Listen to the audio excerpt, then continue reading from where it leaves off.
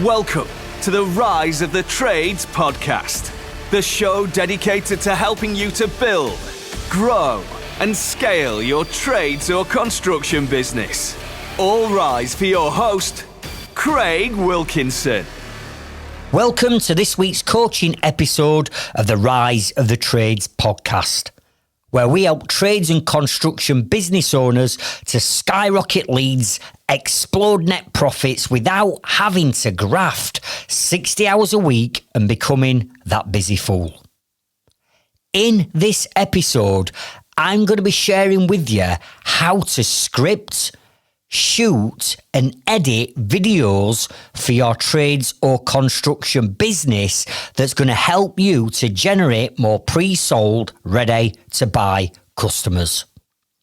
But before we go there, I just want to make sure that whoever's listening to this episode now are part of our Safe and Thriving Trades Freedom Club Facebook group and community. You see, thousands of positive business owners have now joined our group to get additional help and support, share their wins and their successes, and ask for help from other tradespeople right here in our own Facebook group. So if you're not already a member, could I please ask you to consider hitting the link in the description and the show notes of this episode and coming over and getting involved in our community. Now, let's transition over to this week's coaching episode.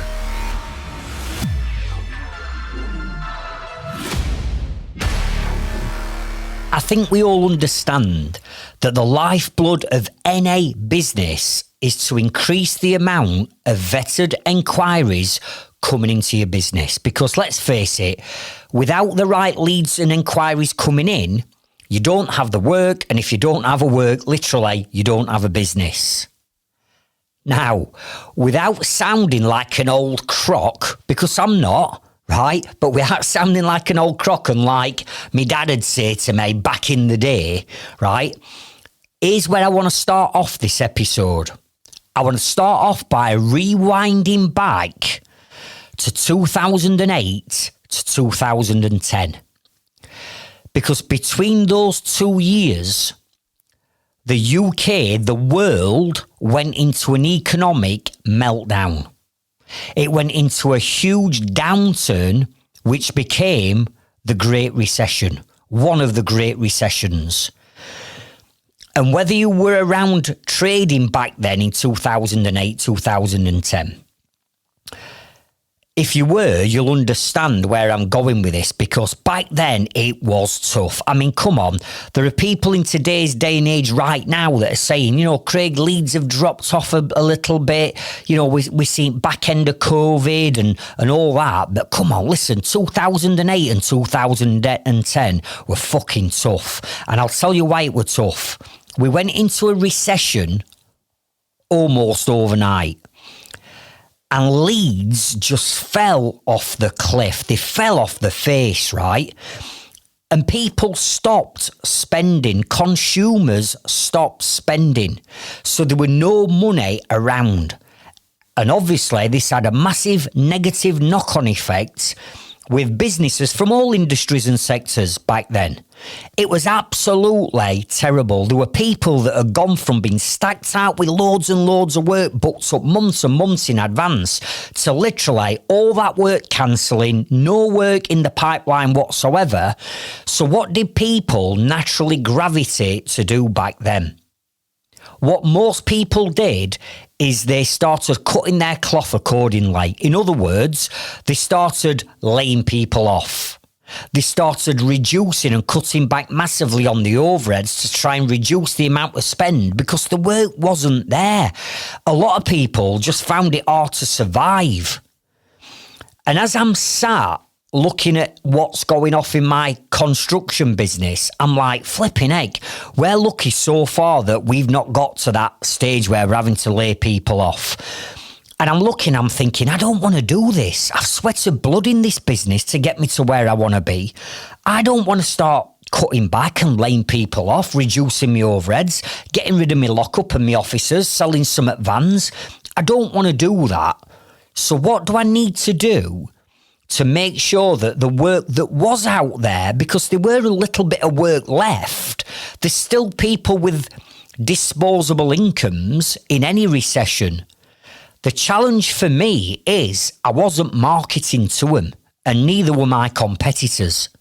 So as leads started to drop, panic started to set in, people started cutting back, and there were so many businesses go bust between 2008 and 2011 because of this recession. It was unbelievable.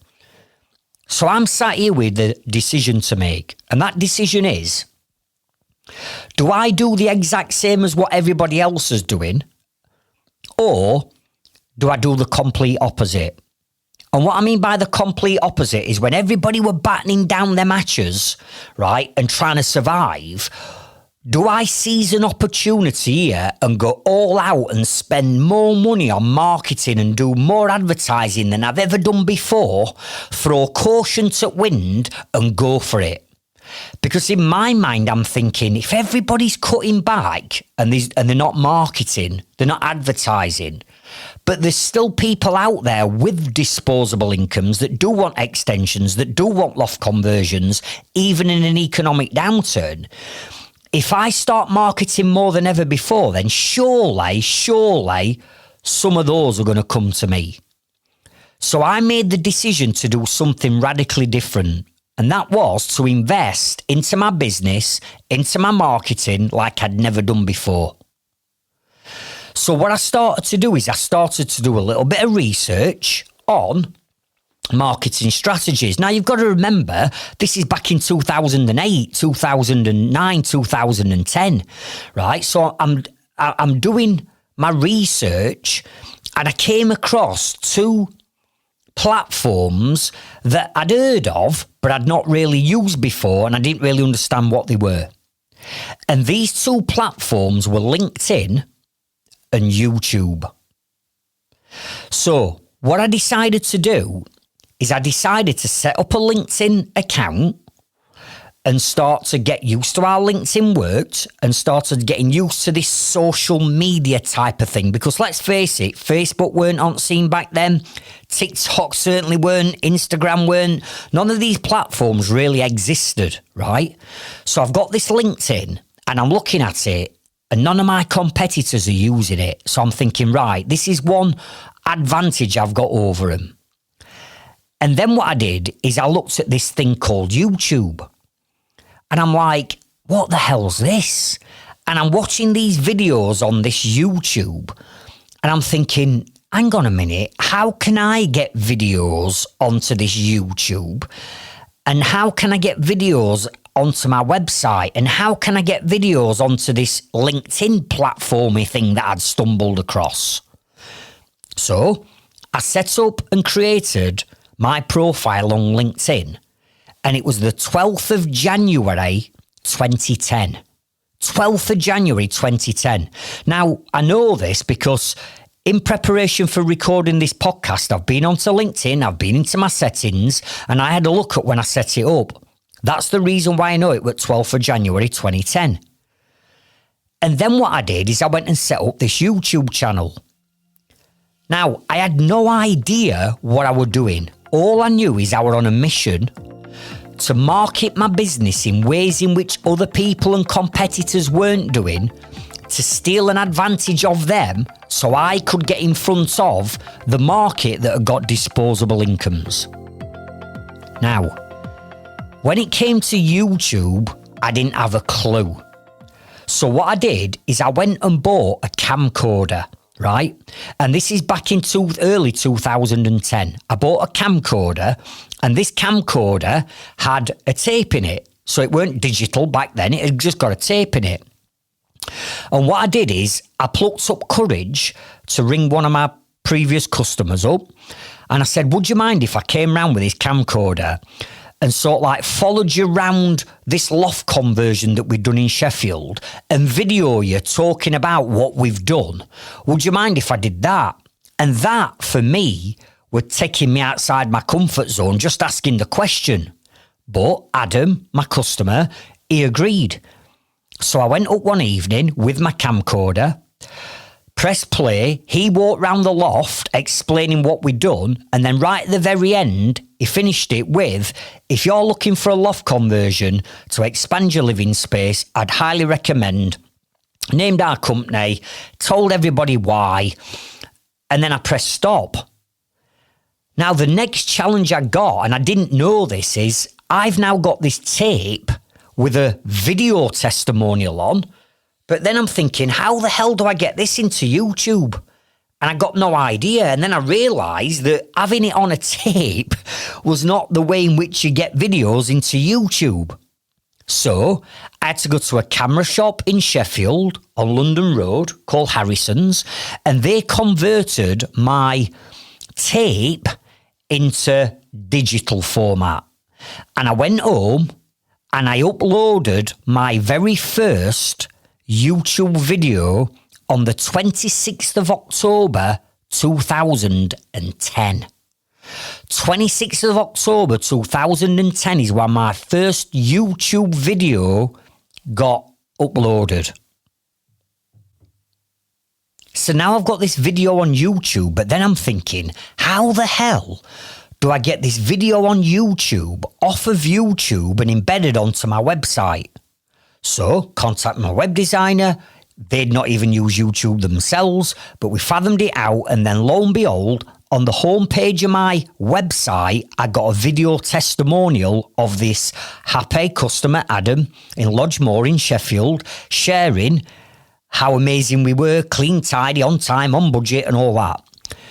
What I then did is I started to use this new tool called LinkedIn, and I started posting about loft conversions and extensions, drilling down on customers' pain points, that they got expanding families and the families were growing, but the house wasn't growing with it, and how in a recession and an economic downturn, people weren't moving house, but you still needed space. Have you considered a loft conversion? And then what I started doing is I started putting a link on YouTube on my post back to my website. And guess what started to happen? All of a sudden, over them coming weeks, I started to get more leads and inquiries coming through my website.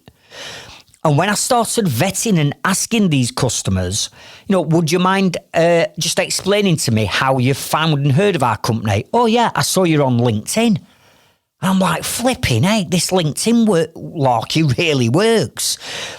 And then some people were saying to us, oh, we really like that video. We've never seen videos on websites before. That video, that customer, that's what drew us to you. And then I thought, bingo, I am onto something here. I'm onto something that nobody else has cottoned onto yet. And while everybody else is downsizing and slowing their business down, I got this planner doing the opposite, and now it's starting to work.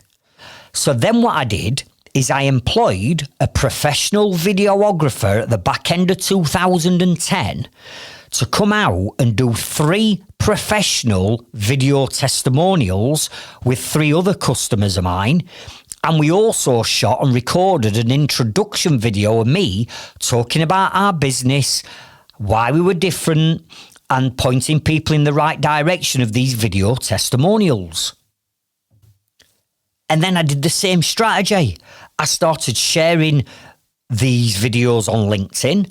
I started putting links back to my website, and the leads just kept coming in. And when I say coming in, they actually started flooding in, because we were the ones that were out there promoting and marketing and advertising pain points, fears and concerns that our target market had got when buying from a building company.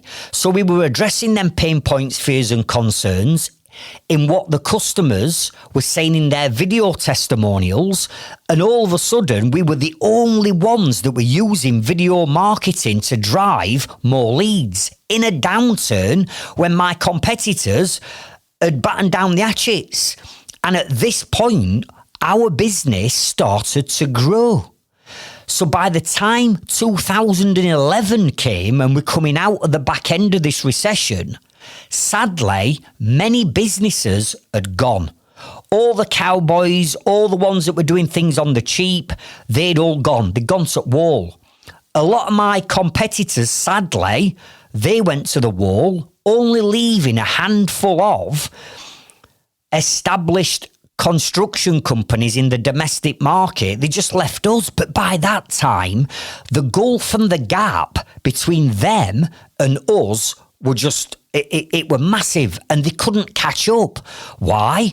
Because I spotted something, videos that nobody else were using, and jumped all over it. And we cleaned up. And in actual fact, we actually grew our business, grew our profits during that recession. The most people, they lost everything, but we didn't. And I put this down to me being initiative and doing things that other people weren't prepared to do, but me finding these new tools like social media, which in today's day and age, everybody's got. There's nothing new about it, but back then it was new. And also video marketing.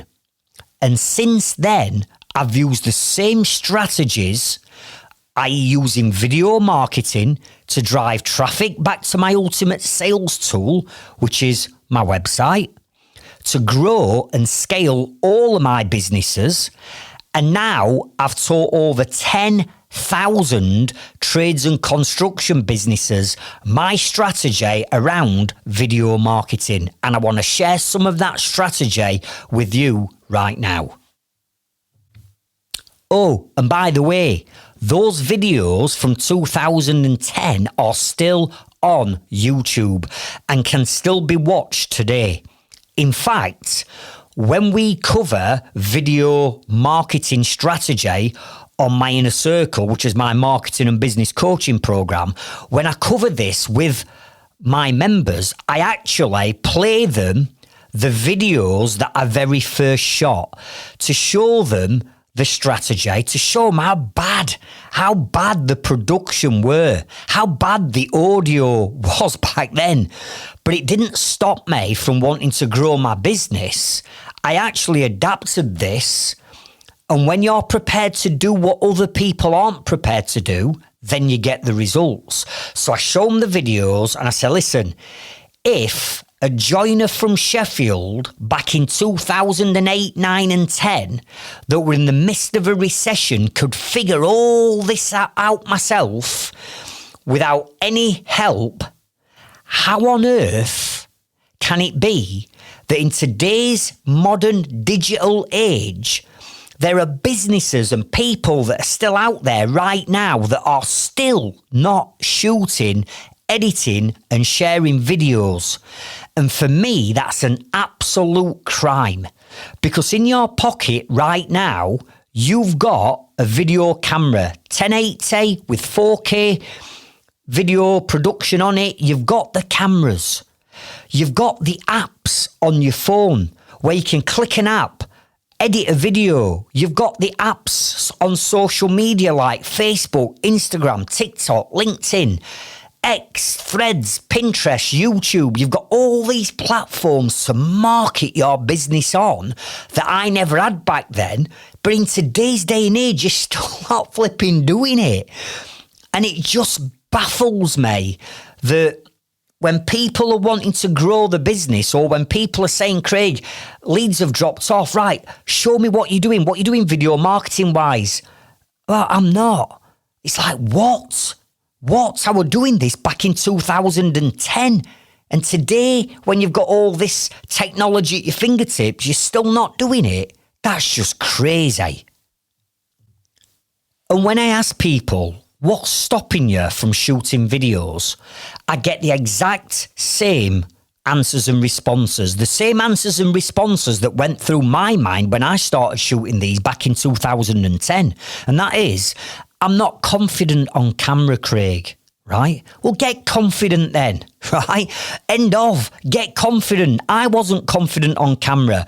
All the people that are shooting videos now aren't confident on camera, but they push through that comfort zone and come across as confident.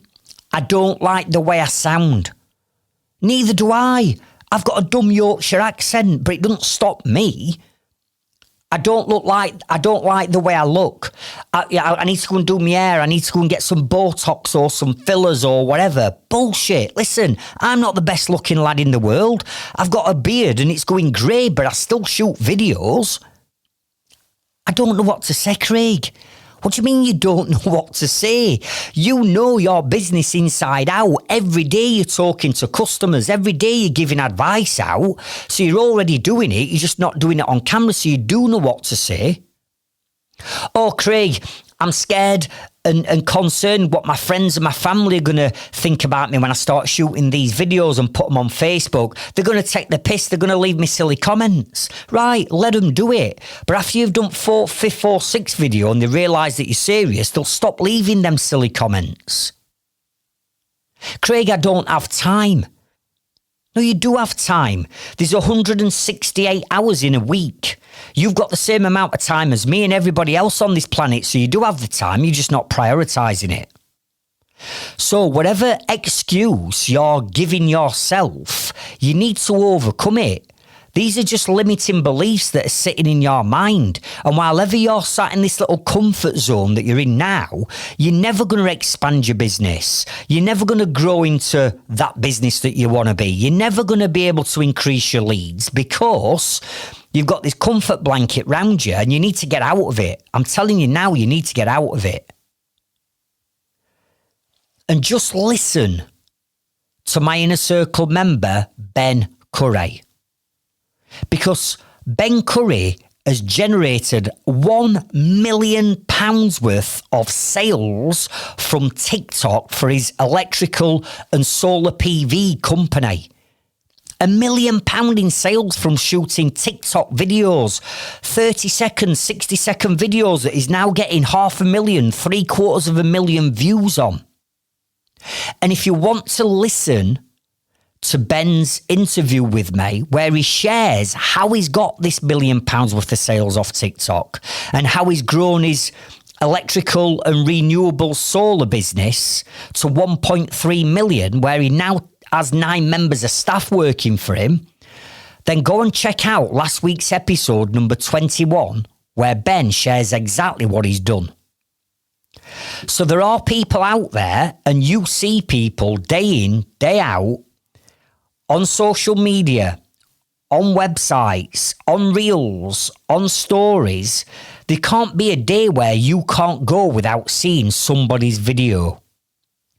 But if you're a business owner and you're sat there and you're not generating videos on a weekly basis, then you are getting left miles behind. I dare say, without trying to panic anyone, that you are already behind. Why? Because I was doing this in 2014. That's why. So you're already miles behind. And the other thing I want to share with you is this. You've got to think about your target market, right? And your target market is my 12-year-old and 18-year-old youngest daughters, right? They are future target market. Now, my 18-year-old and my 12-year-old have been brought up in an era where videos are the norm for them, right?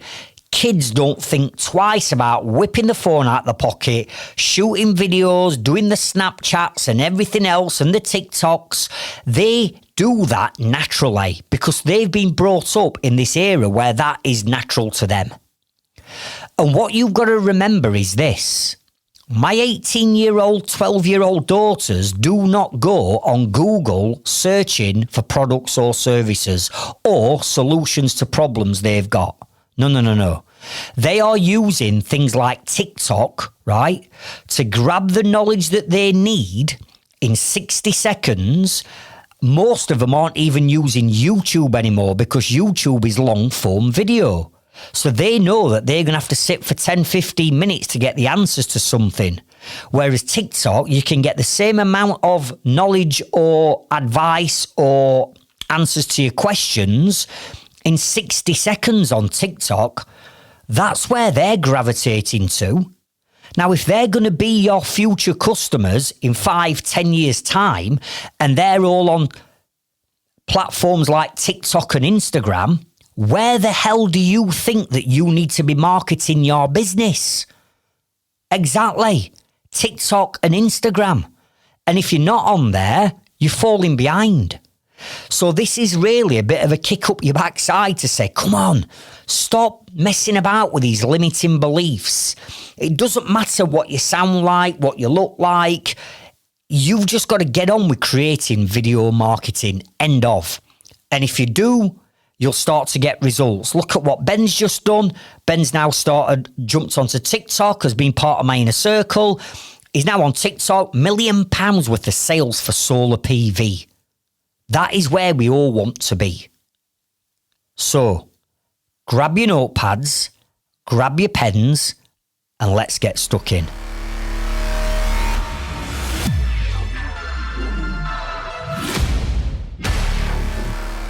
So where do you start when it comes to video marketing? Well, the first stage of this is scripting out your video so you know what you're saying in the video. But there's so many people out there that are shooting videos, so they're doing the right thing. They're shooting the actual videos themselves, but what they're saying in it and what they're doing in it is boring the pants off the person that's viewing it.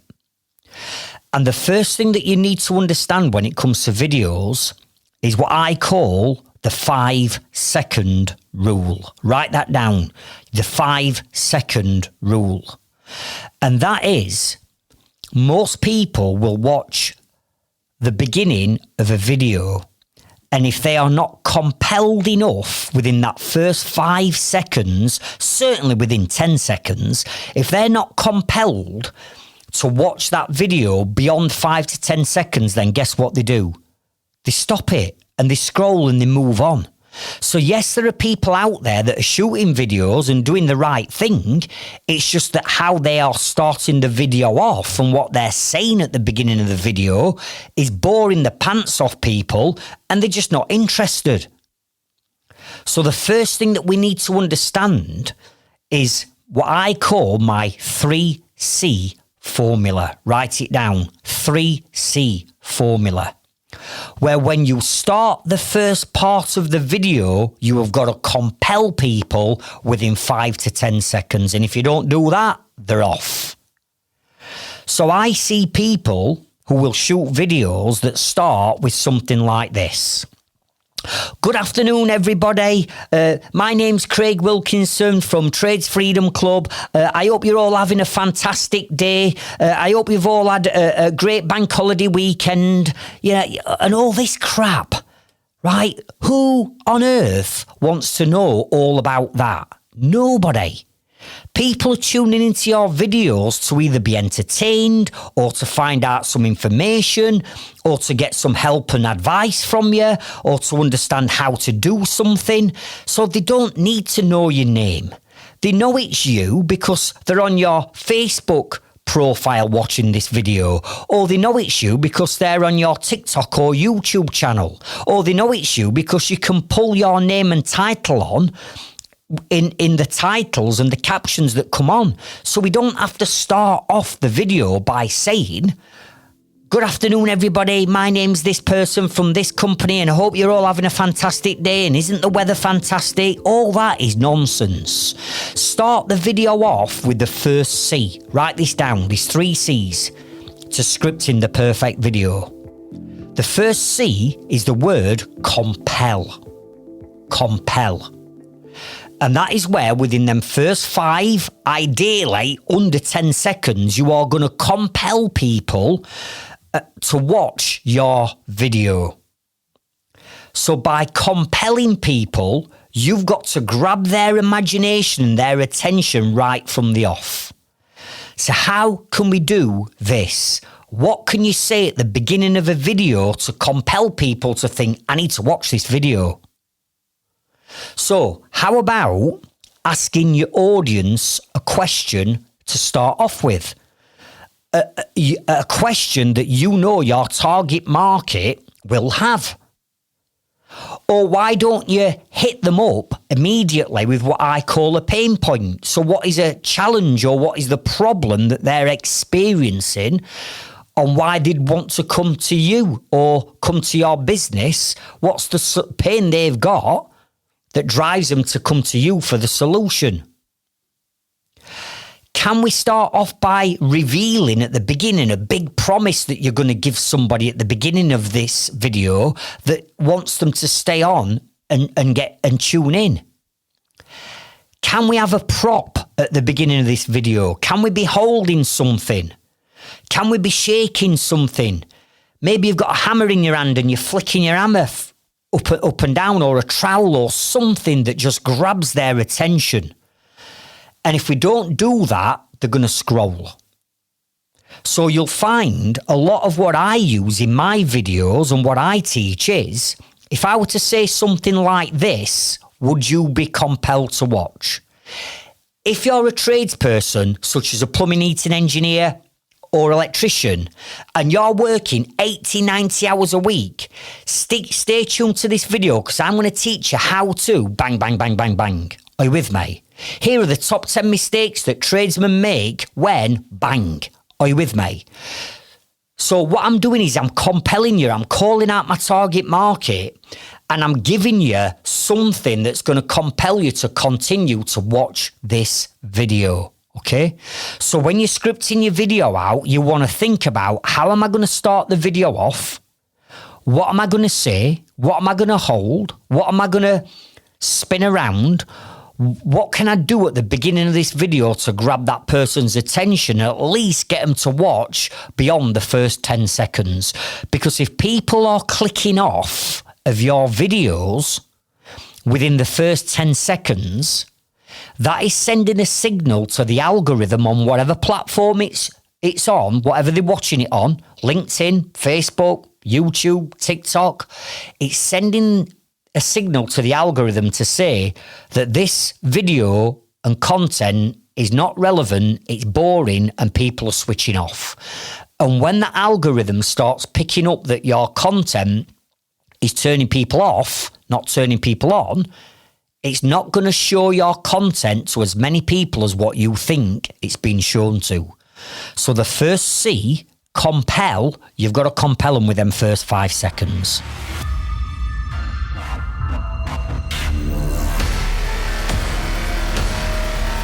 Okay, let's move over to the second C. And the second C is content. All right, so write that down, content. And what we're now going to do is we're now going to deliver the content that we've just promised them. The knowledge or the information that we're going to share now comes into it. And the content can be a number of different things. You could tell a story. So look how I started off the beginning of this podcast. I've told you a story. And it's a true story about me in the recession and finding YouTube. I've told a story. And when you start to tell a story, people start to put themselves into it. So they're compelling themselves to listen to your story. Can we put some emotion into this content? How can you get your emotion into it? How can you get your personality into it? What about humour? Can we get a little bit of humour, professional humour, that represents you and your business and your personality, but can we get some humour into it? If we've already compelled people to watch the video because you're going to share the top 10 mistakes people make when doing whatever, this is where you're going to give them top 10 mistakes. You're going to give them that knowledge. Yeah? Can you share any wins or results or benefits of working with you in that content? Can we add some social proof into that content, such as maybe bring up all the last 10 5-star reviews that you've had left on Google? Can we cut to a clip perhaps of a video snippet testimonial of a customer saying how clean, tidy, on time and on budget you are? There's lots of different ways that we can get the content in to a video. So The second C is content. Once you've delivered the content, the third C and the final one is the call to action. In other words, when people get to the end of that video, what do you want them to do next? What's the call to action that you're going to say on that video to get them to go away and do something? Do the thing that you want them to do, because if you don't ask, you don't get. So at the end of your video, you need to be saying to them, right, click this link and head over to our website perhaps, or click the button and follow us or subscribe to our YouTube channel. It could be click the link and download the free guide. It could be, okay, now you've watched this video, click the link and watch the next video. It could be click the link and book your free home survey. Are you with me? What do you want them to do at the end of that video? Because if you don't tell them what you want them to do, then guess what? They'll not do it. And if you follow those 3C formula and that structure to all of the videos that you start to script moving forward, then that is a bulletproof formula. So just to recap, number one, boom, we're going to compel them to watch. We compel them, bang, we give them the content that they've tuned in for or tuned in to learn. And then right at the very end, we give them a call to action. So click the link around this video and download our lead magnet or our guide on whatever it is you've promised. Are you with me?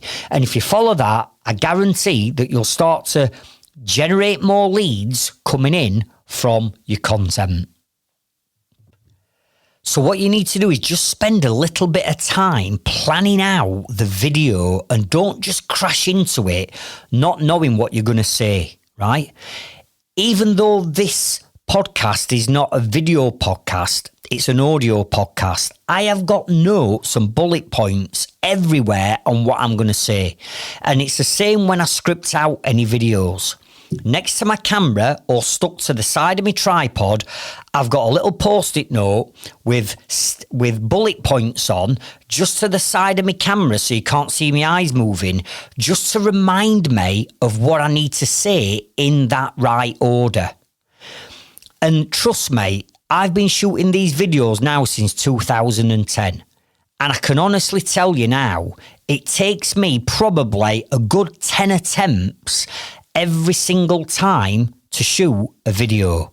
Just like this podcast, I've already been honest with you, I've already pressed the stop, start, delete button at least 6 or 7 times already and re-recorded what I'm saying because I've said or done the wrong thing.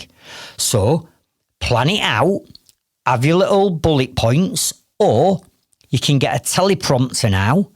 And the teleprompter, you type in, or it's AI, you can record your voice into a teleprompter.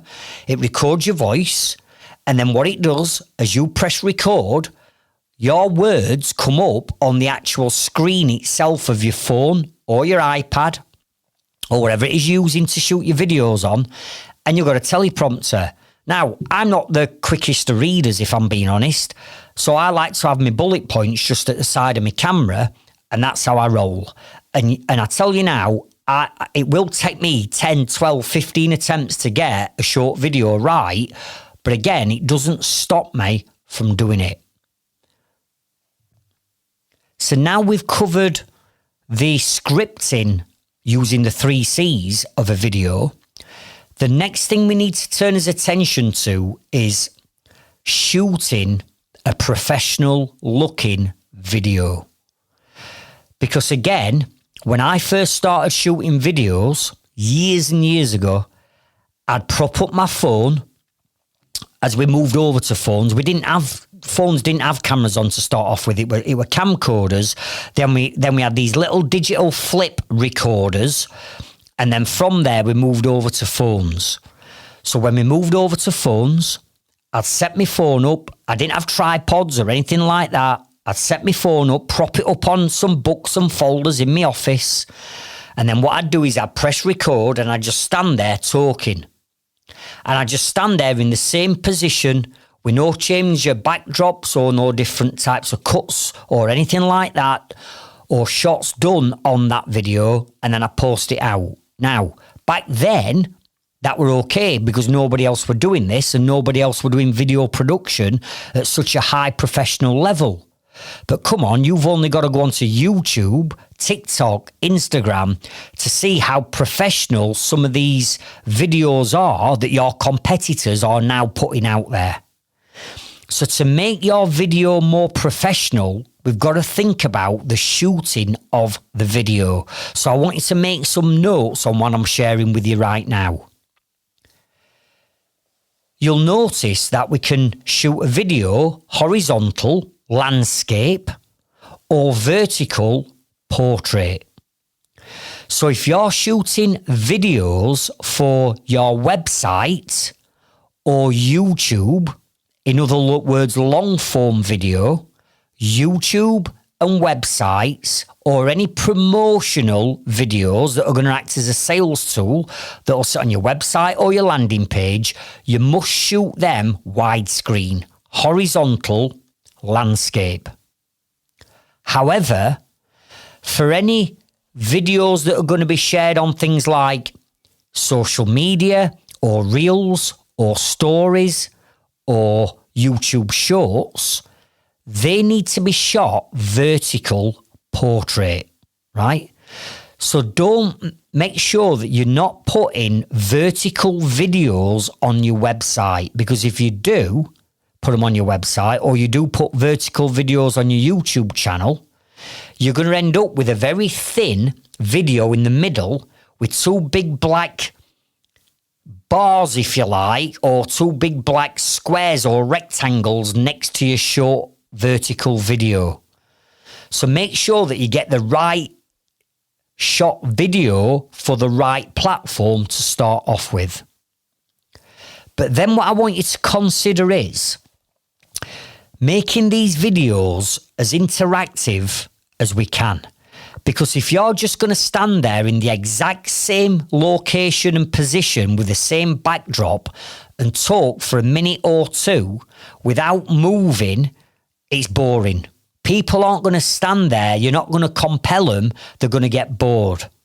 So your job as a content creator, particularly with the videos, is to make sure that maybe every 5 to 10 seconds, something is happening on that video to make sure that the person that's watching it is entertained, is not left watching the same shot all the time. And to do that is what I'm going to suggest. I want to share with you a number of different types of shots that I would recommend that you shoot. And then when you edit the video together, you've got different shots that brings your video to life. Okay? So the first one is what we call a wide shot. And this is where the camera is further away from you, so you are smaller in the camera screen, in the camera frame. It's a wide shot, it's a longer distance shot where you are pushed further back, right? So we need to get some wide shots in of you or whatever it is that you are sharing on that video. You also need to get some what we call medium shots. And this is where you would probably have your camera at an arm's distance away from you, where you're literally capturing from your waist up. That is what we call a medium shot. You need to get some of them. We also need to get some close-up shots. So this is where you're pretty close to camera. So instead of your waist up being in it, it might be just literally from your shoulders up. Or a close-up shot could be, let me give you an example. Let's say for argument's sake, we are putting you're a kitchen fitter and you're putting a soft close hinge onto a door. The close-up shot then would be the hinge with you screwing the screws into the hinge, right? That will be a close-up shot. So it doesn't have to necessarily be of you. It can be of whatever subject you are shooting at that time.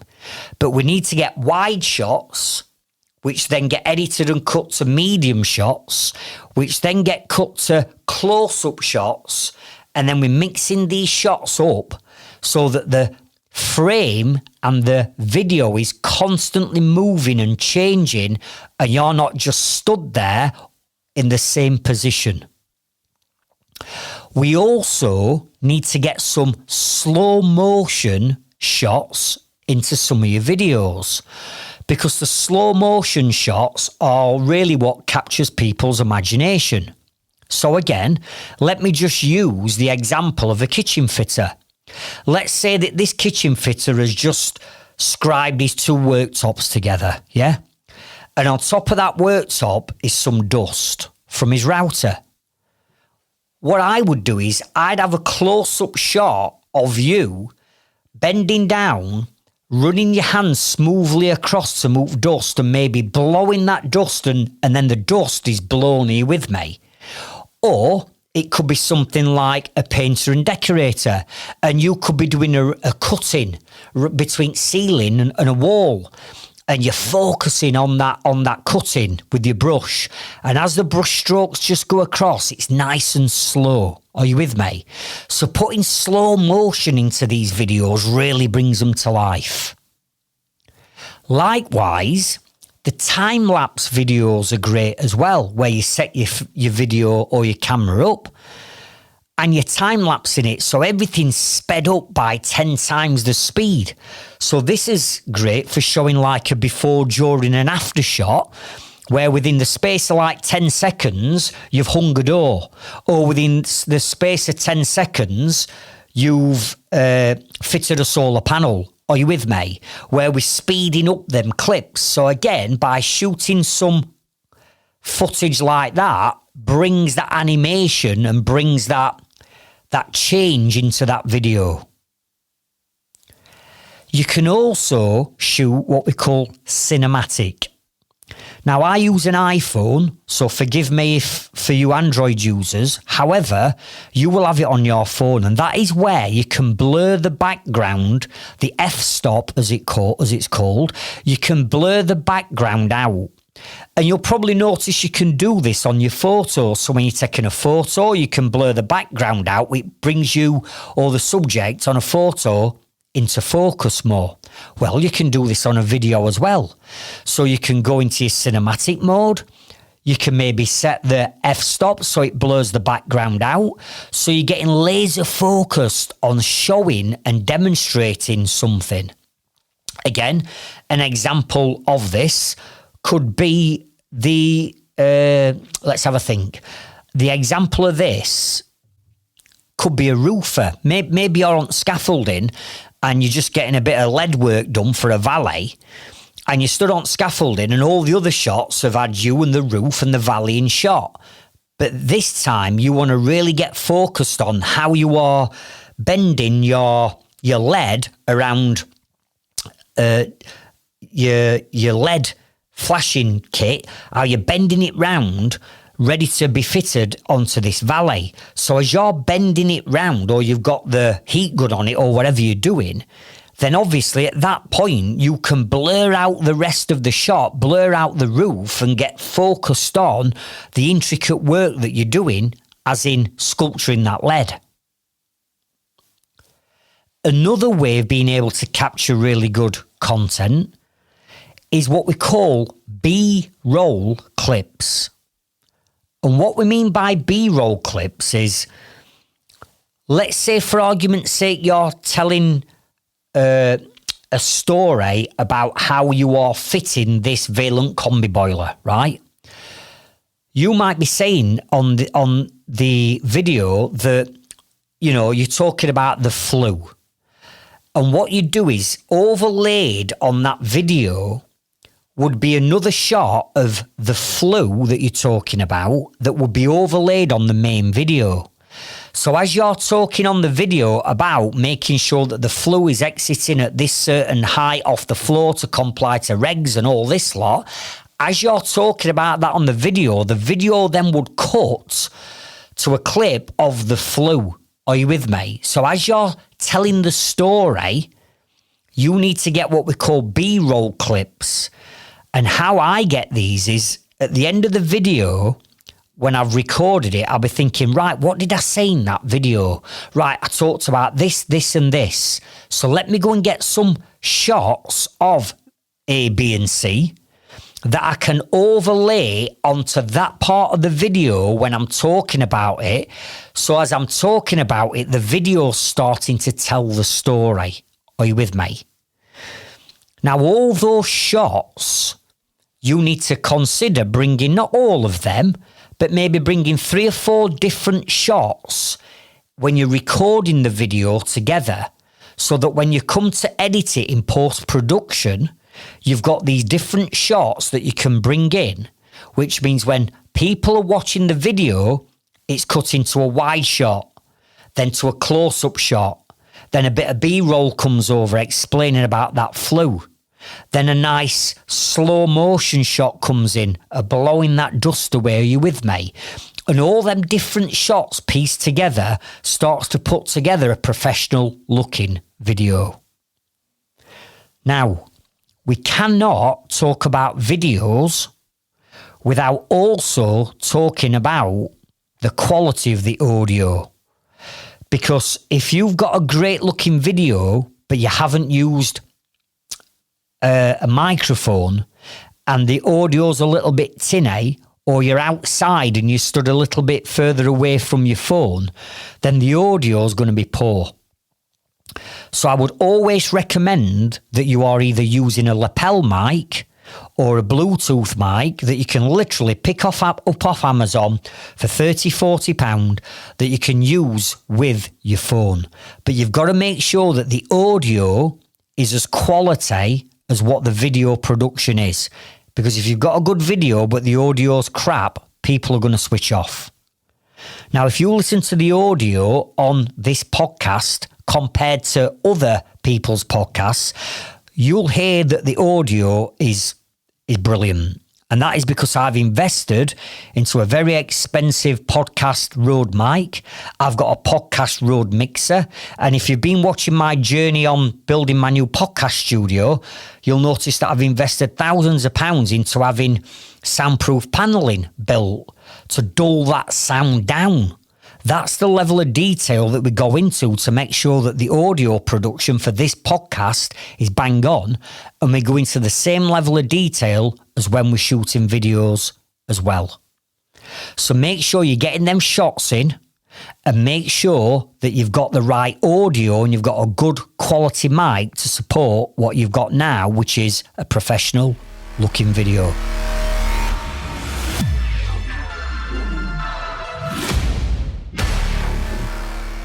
Okay, so now we've got the right script and we've used the 3 C's. We're now starting to take different video clips, if you like, to make sure that when we come to edit the video together, we can start to produce a professional looking edited video.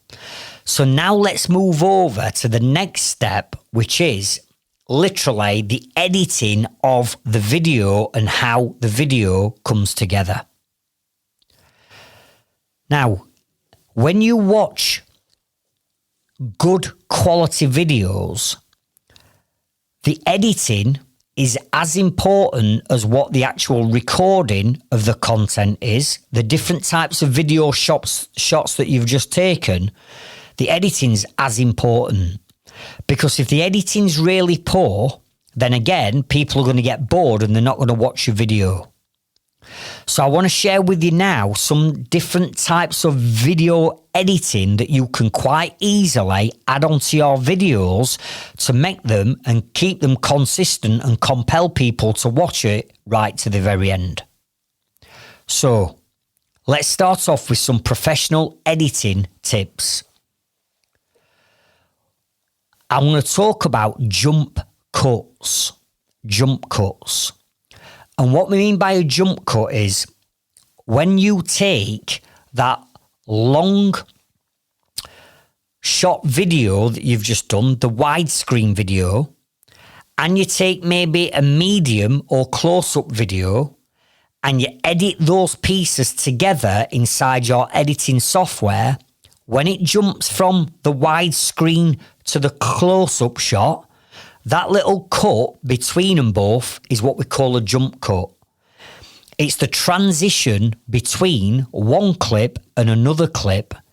But what you're naturally going to use is the jump between them. You're not going to drop a transition in there. You're just going to jump the cuts from one clip to another. All right? The other type of transition is what they call transitions, where if you're familiar with editing software, between the two pieces of footage, you can add a transition, it might be a blur that goes in between the first clip and the second clip. It could be like a flash of white. It could be a zoom in, zoom out, zoom to the left, zoom to the right. And these are these transitions that you put in between the different clips. Now, what you don't want to do is you don't want to put too many of those transitions in. Putting a couple in throughout the video is okay.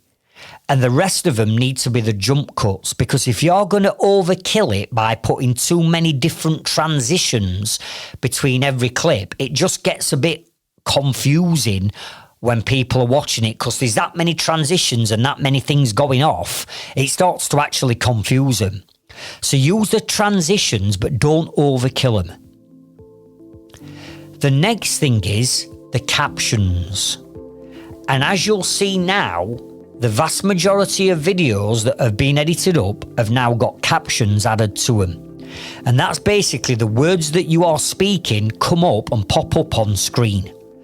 Now, these used to be a nightmare to get on, but with the power of new AI and editing apps and tools, all these captions now are automatically added onto your video.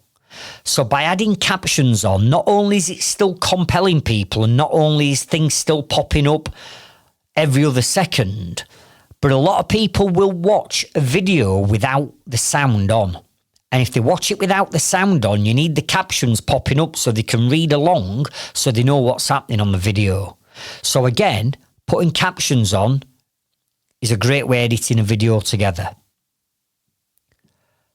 We've got something that's called picture in picture. And this is where you could be stood talking, and then in the top left or right or bottom left or bottom right, whilst you're still on screen, another little video starts playing or an image might pop up that's describing what it is that you're saying. So the whole screen's not going to change like you would have on a B-roll clip.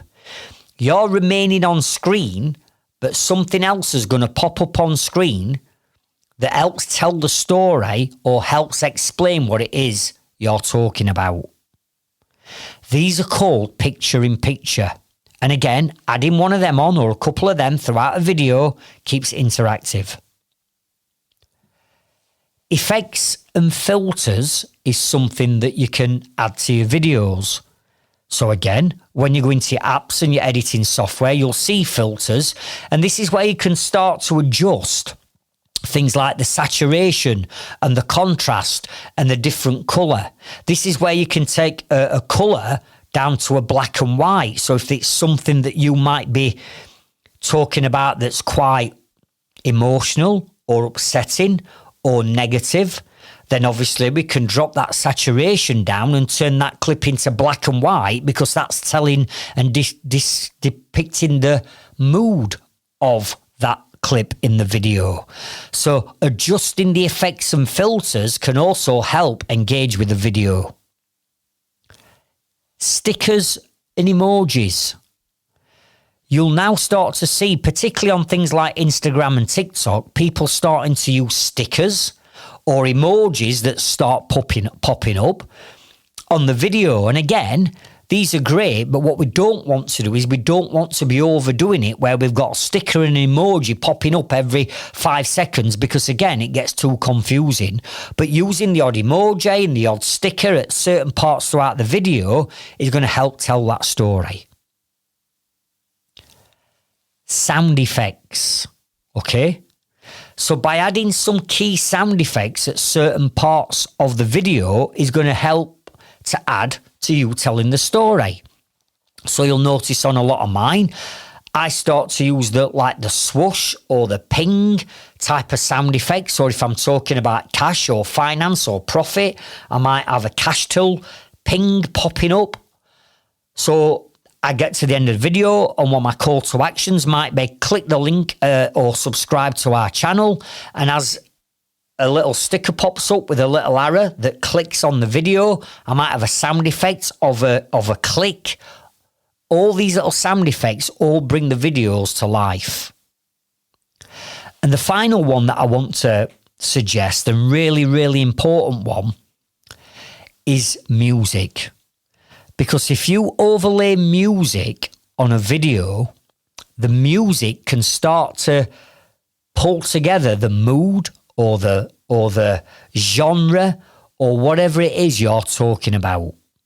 So as an example, if I'm talking about something that's a happy part of my life or something positive or a win or result, the music goes upbeat and it's more motivational and it's more happy. But if I'm talking about a part of my life where, I've hit rock bottom, and I start talking about the times where, I was skint and I were on my arse and I was making no profit, and, I'm working 80, 90 hours a week, and my whole voice has now changed and I'm speaking in a lower pitched voice, and, things weren't going well for me at that time.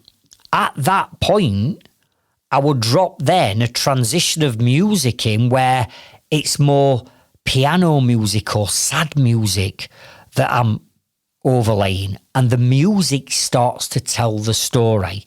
Come on, you're good at movies and you sit down, and the change in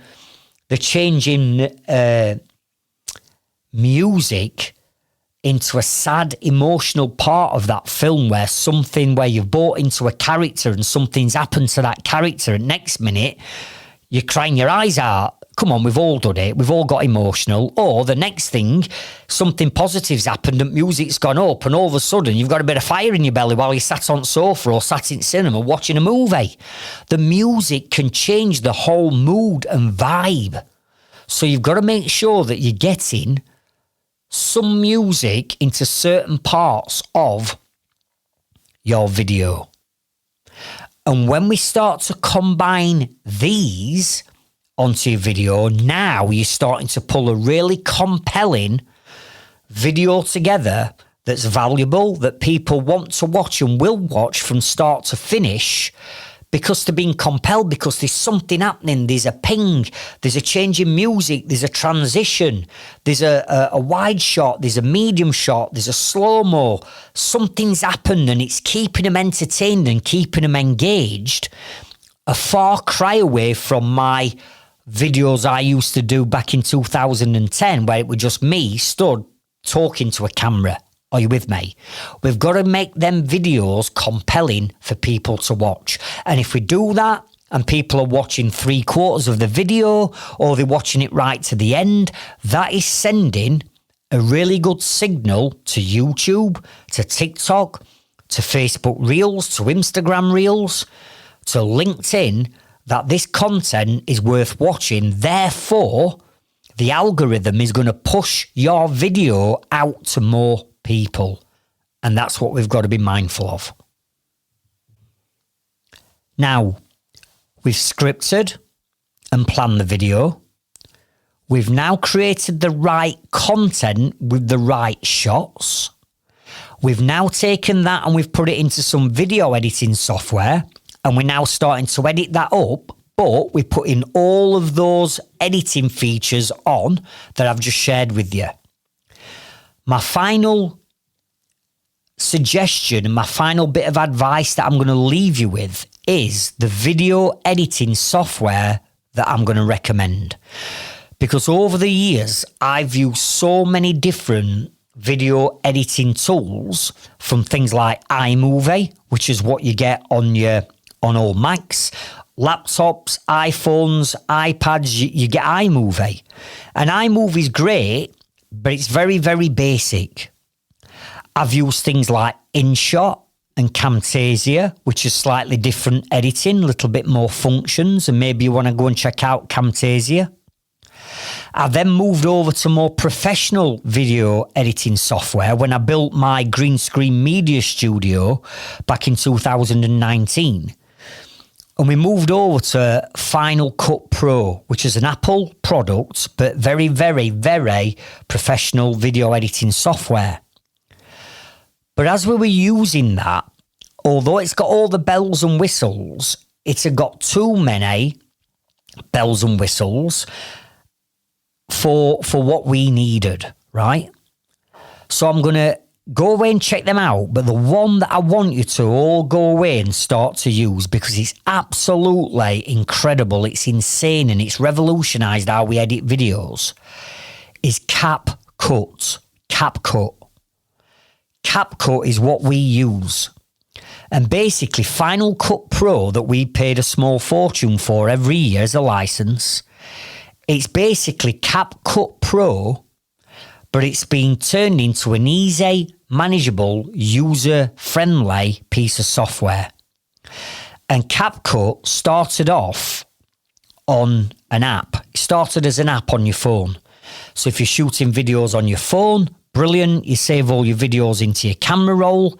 You then add your videos into CapCut, which is an app that you download onto your phone. And then you can actually video edit off your phone or off your tablet. But what's more impressive, and that's what we started doing. But what's more impressive is CapCut have now released their desktop version of CapCut. And this is a game changer.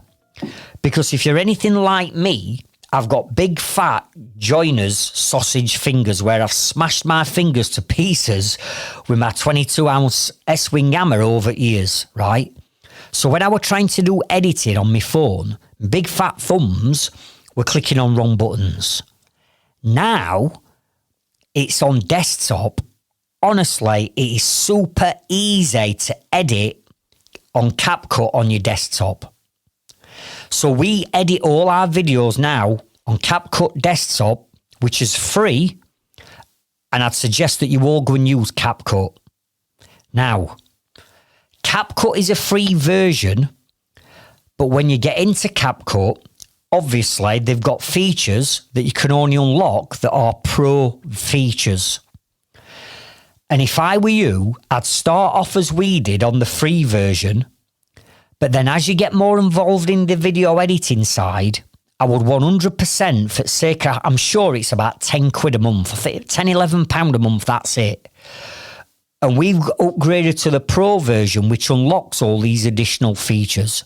And for sake of £2 odd a week, right, upgrade, because them features take things to a whole new level. And what's brilliant about CapCut is it's integrated a lot of AI into it.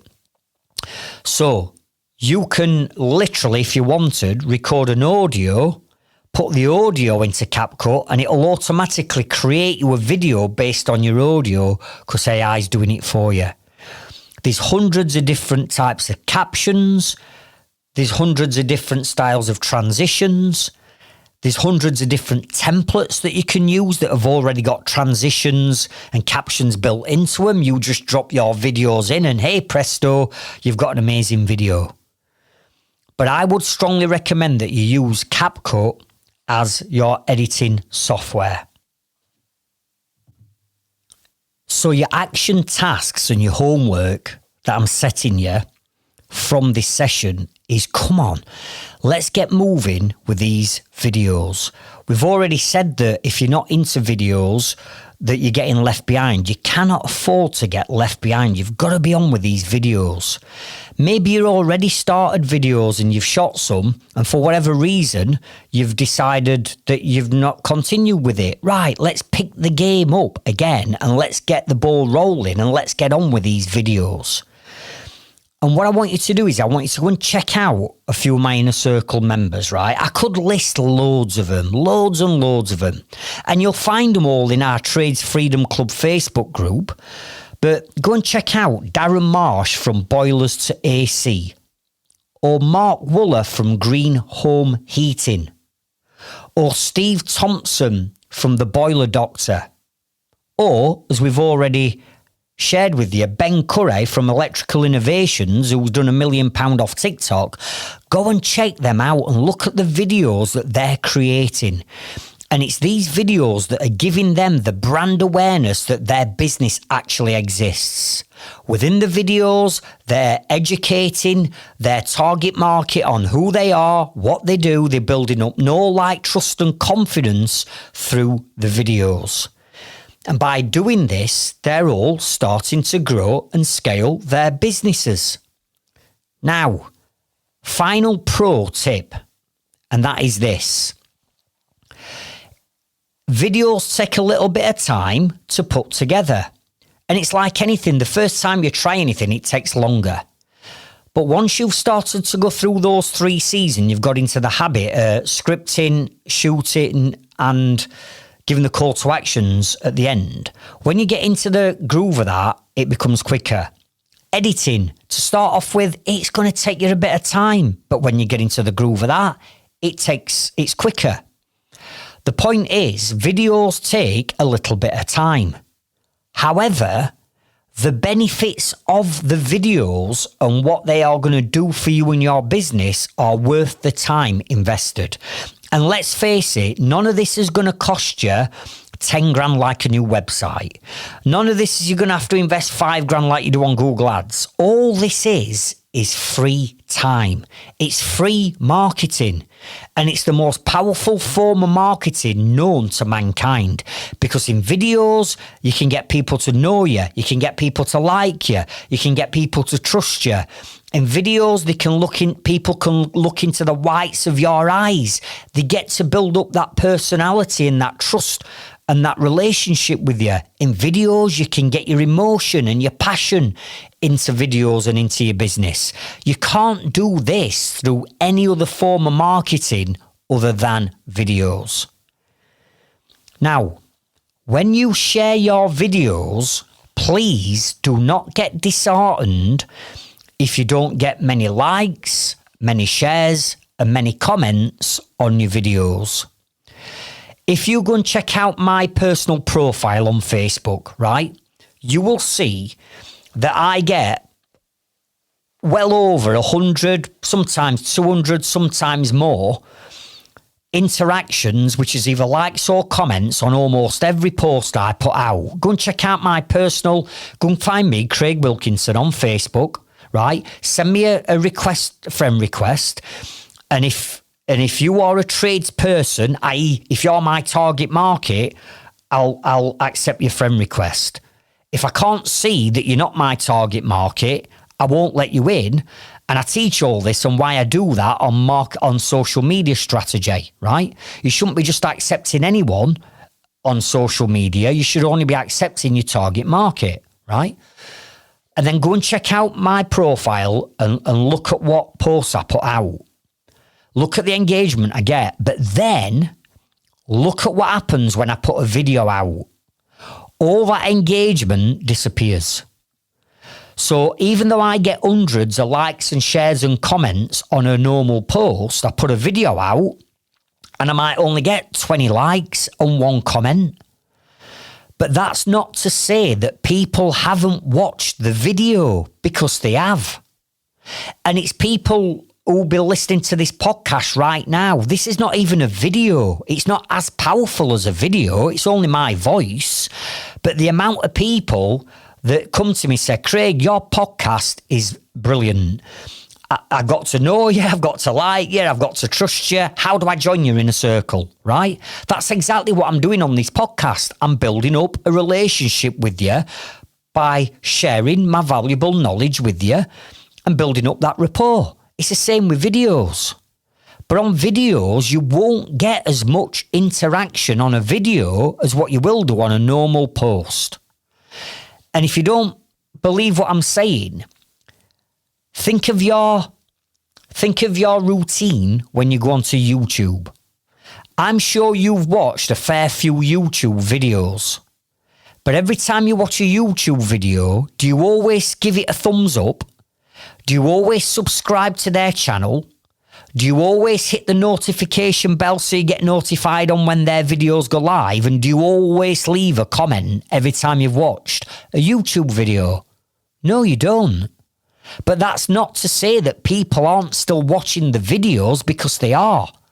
So I get people coming to me saying, Craig, been listening to your podcast, been listening to your videos for some time. I don't know that they have. I don't know who's listening to this podcast today. All I know that is people are, I'm building up a relationship and people come to me. And you just need to do the same, but don't get disheartened if your videos don't seem to be getting traction. There will be people watching, they're just not liking, sharing and commenting, just like you don't like, share and comment on every single YouTube video. Okay? So thank you for joining me on this episode. And remember, the results that you're looking for is in the work that you're avoiding. I'll see you on next week's episode, and I'll meet you at the top. Thank you.